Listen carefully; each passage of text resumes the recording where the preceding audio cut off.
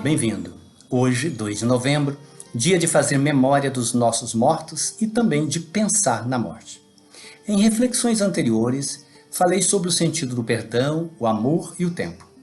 Tendo como ponto de partida a passagem bíblica de Sabedoria 3, 1 a 9, quero hoje acrescentar a essa tríade a morte. Melhor ainda, quero formar uma nova tríade, a tríade do amor, a morte e o tempo. A morte faz parte da condição humana e se entrelaça com o amor, o tempo e, por que não, o perdão. Como dizia Dante Alighieri, viver é um correr para a morte. Começo com duas perguntas. Qual o sentido da morte? O que acontece com quem morre e que continua a viagem da vida em direção à morte? O livro da Sabedoria situa a morte no tempo da passagem do primeiro para o segundo testamento, quando os judeus acreditavam numa teologia que levou o nome de teologia da retribuição. Teologia hoje que leva o nome de teologia da prosperidade. A sua lógica é o seguinte: se eu sou justo, eu recebo a justiça, a retribuição no tempo presente. Se sou malvado, eu vou receber também a maldade no tempo presente. Nessa teologia, não existe vida após a morte. O ditado popular, aqui se faz, aqui se paga, do nosso tempo, resume direitinho o que é esta teologia.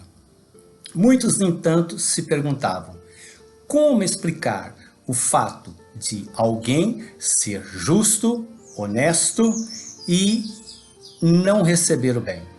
E alguém ser malvado, desonesto, corrupto e ter todo o bem da vida?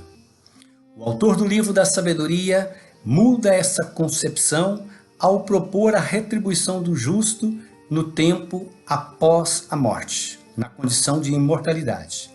Não por menos, o livro da Sabedoria que refletimos hoje, capítulo 3, versículo 9, diz: os justos que confiam em Deus ficarão junto dele para sempre, pois a graça e a misericórdia são para os seus eleitos.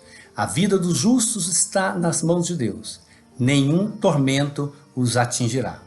Sobre a morte, em outro trecho, o livro também da Sabedoria diz: não procureis a morte com a vossa vida extraviada. Não vos proporcioneis a ruína com as obras de vossas mãos. Pois Deus não fez a morte, nem tem prazer de destruir os viventes. O autor da Sabedoria fala então de uma imortalidade beatífica, isto é, uma imortalidade feliz. O cristianismo entendeu este processo como ressurreição, visto que Jesus morreu e ressuscitou, e entrou num outro tempo, o tempo da vida de amor eterno no tempo de Deus. Pena que a igreja, ao longo dos séculos, ensinou que para ter a vida eterna, eu preciso sofrer. Mas, voltemos à pergunta inicial. O que é mesmo a morte? A morte faz parte da condição humana, embora que em tempos pós-modernos nós continuamos a ignorá-la.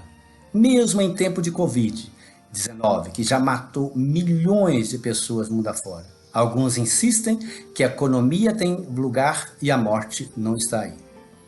No entanto, quando a morte chega, os corações dos vivos dilaceram numa dor que parece interminável.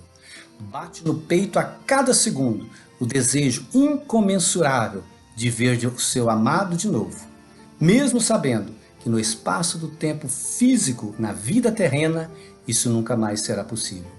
Só quem passou por esse momento é capaz de entender o que eu estou querendo dizer. No jogo da vida, as cartas mudam de posição. Os mortos, contemplando a Deus, nos veem em outra forma, em outro tempo, em outro modo de amar. Para os mortos, o tempo é diferente. O tempo nosso não existe mais, deixa de existir.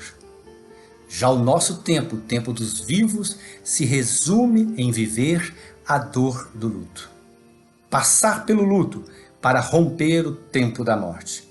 Fechar o luto com a fé na ressurreição para se abrir ao amor de quem partiu, de modo que o amor dele permaneça unido a nós como teias teias de fios que se entrelaçam de forma invisível, entrelaçam a vida na eternidade do tempo. Ou como a borboleta que sai do seu casulo, do nosso corpo, que nos unia fisicamente, para estar em todos os espaços e tempo, espalhando o amor. Por isso, o olhar de quem morre é o olhar que atravessa o tempo e o espaço, pois eles pertencem ao tempo de Deus. Com o tempo, a própria condição humana se encarrega de amenizar a dor. Mas libertar-se dela é quase impossível. A dor se transforma em saudade, em memória de bons tempos vividos. O ainda vivente, nós, parece que dia após dia conversamos com os nossos falecidos, estreitamos laços que nunca foram alinhados, ouvimos em sonho conselhos deles. Tudo lembranças. Lembranças de um tempo que já se passou e não volta mais. Lembrança. Somente lembranças. E nada mais.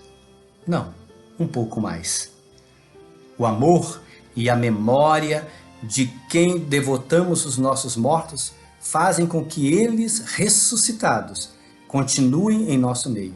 Isso sim é a retribuição de que fala o livro da sabedoria. Isso é comunhão eterna no amor. Por isso, nesse novo espaço de futuro, de tempo, não se mais pode perguntar por que ele morreu? Olhar para o passado e por encontrar respostas. Não precisa disso mais. É olhar de tempo para o futuro. É tempo de se perguntar por que ele ou ela morreu. Esse tempo futuro é a hora do falecido devolver a Deus o dom da vida que ele dele recebeu. Esta é a única coisa que nós podemos oferecer a Deus com a nossa morte.